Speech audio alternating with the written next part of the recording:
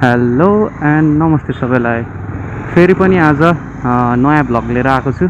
आजको राइड भने चाहिँ विराटनगर टु धनकुटा। लगभग दुईवटा पार्टमा आउँछ होला भिडियो चाहिँ।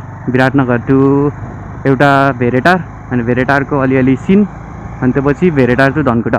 किनकि धेरै लामो भिडियो पनि किन हाल्ने होइन, अलिकति धेरै लामो हुन्छ, हेर्न पनि झ्याउ हुन्छ। अलिअलि सर्ट हालौँ, सर्ट राम्रो कतिसम्म एडिटिङ गर्न सक्छु। एडिटिङ त त्यस्तो राम्रो पनि छैन, जस्ट बिगिनर हो।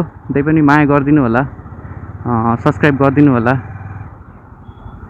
राम्ररी हेरिदिनु होला भिडियो पनि। अब चाहिँ हामी ढाट निस्किन लागेको छौँ होइन। ढाटबाट विराटनगर सकियो भनौँ।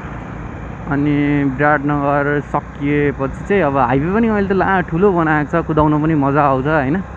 क्लाइमेट पनि राम्रो रमाइलो छ क्या आज कुदाउन पनि। क्लाइमेट घाम पनि छैन अनि बिहानभरि चाहिँ पानी परेको थियो, अहिले चाहिँ घाम नभएर शीतल छ है।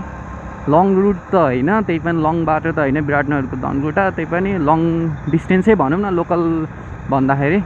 त्यस्तोमा चाहिँ है पुरै राइडिङ सुट लाएर अनि मतलब अलिकति हुन्छ नि राइडिङ गियर्स लाएर मजाले कुदाउन चाहिँ रमाइलो लाग्छ जस्तो लाग्छ क्या। मैले चाहिँ राइडिङ गियर लगाएको छुइनँ होइन, मसँग चाहिँ राइडिङ गियर छैन, लिनुपर्ने छ।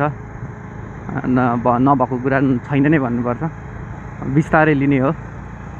यो चाहिँ अब तराईतिरको वाटर क्रसिङ है, ब्रिज। वाटर क्रसिङ त भन्न मिलेन, वाटर माथिको क्रसिङ चाहिँ हो।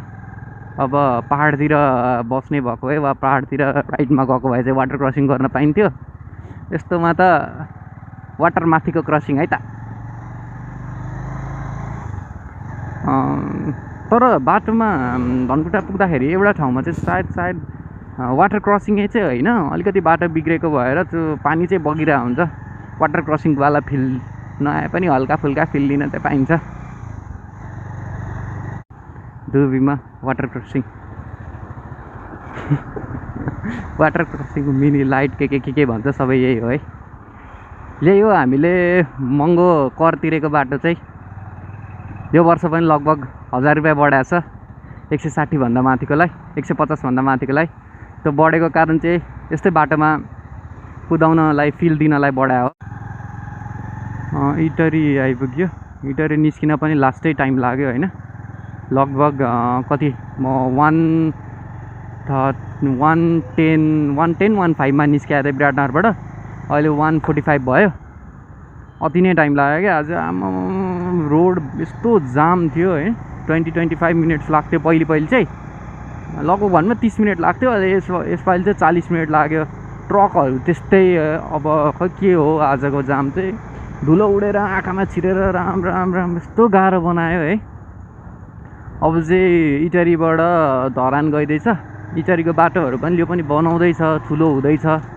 हेरौँ, होप अर्को पालि आउँदाखेरि चाहिँ ठुलो बाटोमा कुदाउन पाइयोस्। तर अस्तिको पालि आउनुभन्दा चाहिँ ठुलो बनाइसकेको छ, नत्र यो पनि ग्राभलै थियो। अफरोड भनिन ग्राभलै थियो होइन, बिग्रिएको थियो बाटो, बनाएर चाहिँ पिच बनाएर छ। खुसी लाग्यो। यो कर तिरेको चाहिँ यहाँ चाहिँ फाइदा हो। अब फेरि कति कर मात्रै गर्छ भन्नु होला, के गर्नु हजुर। कर 5500 तिरिन्थ्यो, कति 45 तिरिन्थ्यो होइन, 45 तिरिन्थ्यो। यसपालि 55 तिर्नुपर्छ। अब कर त भन्नै पर्यो।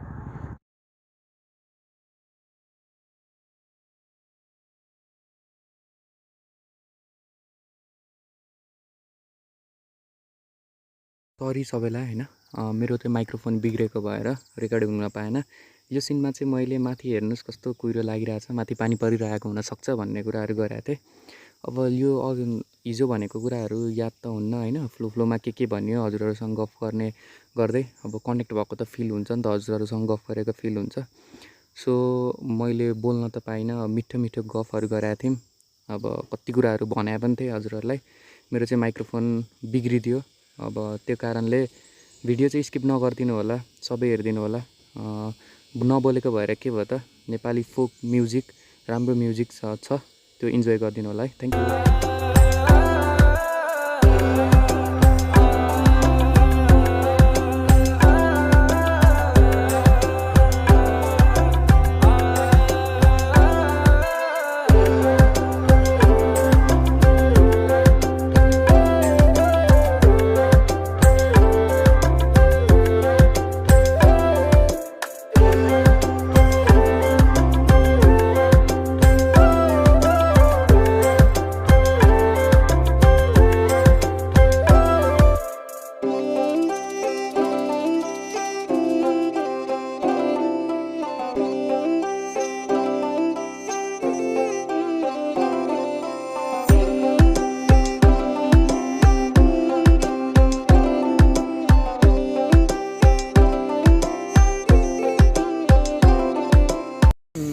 चाहिँ भ्यू पोइन्ट भनौँ होइन धरान्दु पेरेटारको।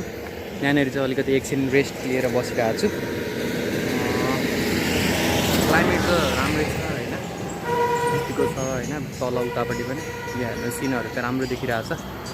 सो बोलेको चाहिँ